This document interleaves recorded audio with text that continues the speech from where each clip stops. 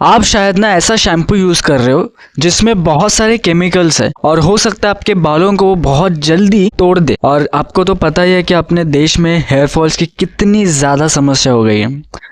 मैंने chat GPT के through बहुत सारे क्वेश्चंस पूछकर और प्रॉम्प्ट्स पूछकर एक अच्छा खासा गाइडेंस आपके लिए लाया है, जो मैंने खुद अप्लाई किया है और मैं आपको सजेस्ट कर रहा हूँ।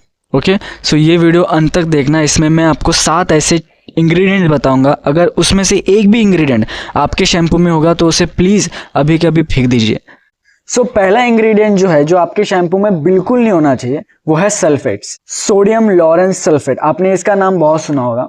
अब ये एक्चुअल में करता क्या है ना, ये ऐसा केमिकल है जो आपके बालों का जो नेचुरल ऑयल होता है ना, जो स्कैल्प से नेचुरल ऑयल निकलता है, उसे पूरी तरीके से साफ कर देता है। और ये बिल्कुल भी अच्छी बात नहीं है, क्योंकि नेचुरल ऑयल आपके बालों में इसलिए आता है बिकॉज ये बाल जो है प्रोटेक्ट रहे उस ऑयल की वजह से, इस बालों को ज्यादा ड्राइनेस फेस ना कर पड़े, इस वजह से वो नेचुरल ऑयल होता है। और इसी चीज को ये केमिकल साफ कर देता है, जो कि बिल्कुल भी अच्छा नहीं है।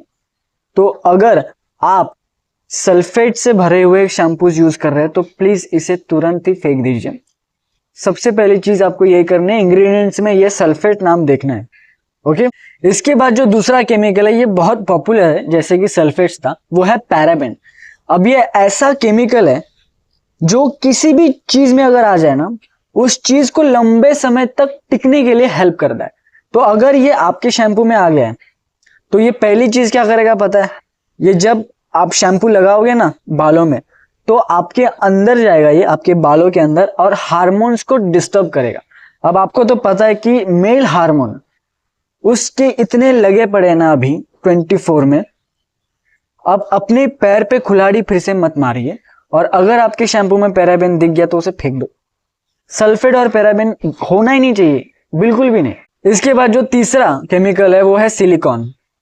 अब ये ऐसा केमिकल है ना जो आपके बालों को ना इंस्टेंटली स्मूथ कर देता है। आपने कुछ शैम्पू ऐसे देखे होंगे ना, जो लगाने के बाद जब बाहर आते हो नहा धोआ के साफ करते हो, पूरा स्मूथ हो जाता है। ऐसे ऐसे करोगे तो हिल जाते हैं। मेरे तो सिल्की हेयर है, तो अभी जो जैसे लग रहे हैं ना, उससे भी ज्यादा स्मूथ हो जाएंगे अगर आपके शैम्पू, अगर मैंने शैम्पू लगाया ऐसा और जिसमें सिलिकॉन हो तो। लेकिन इसकी एक दिक्कत है, वो ये है कि आपके बालों का जो रूट्स है ना, जो पोर्स होते हैं, उसको ब्लॉक कर देता है, जिसके वजह से ना बहुत सारे प्रॉब्लम्स तो होते हैं। प्लस जो आपको स्मूथनेस मिलती है ना इंस्टेंट, उसके कुछ ही देर बाद बाल डल हो जाते हैं बेजान से ऐसे। तो ये जो सिलिकॉन केमिकल है, ये आपके शैम्पू में बिल्कुल नहीं होना चाहिए। जैसे कि और भी नहीं होनी चाहिए, ये भी नहीं होना चाहिए। ओके, सो 3 चीजें हमने अभी तक देखी है, एक सल्फेट्स, एक पैराबेन और एक सिलिकॉन। ये तीनों चीजें आपके शैम्पू में, ये बात याद रखना प्लीज। तो चौथा जो केमिकल है, ये रहा आपके स्क्रीन पे, क्योंकि मुझे प्रोनाउंस ही करने नहीं आ रहा हूँ।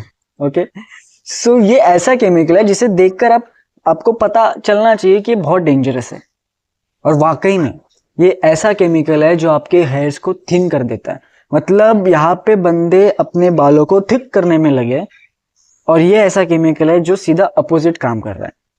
अब मुझे इस बात का हल्का हल्का डर लग रहा है कि गलती से अगर आपके शैम्पू में ये निकला, जो हो सकता है आप रेगुलरली यूज कर रहे हो, आपको लग रहा होगा कि ये ट्रस्टेड ब्रांड है, तो आपकी क्या हालत होगी।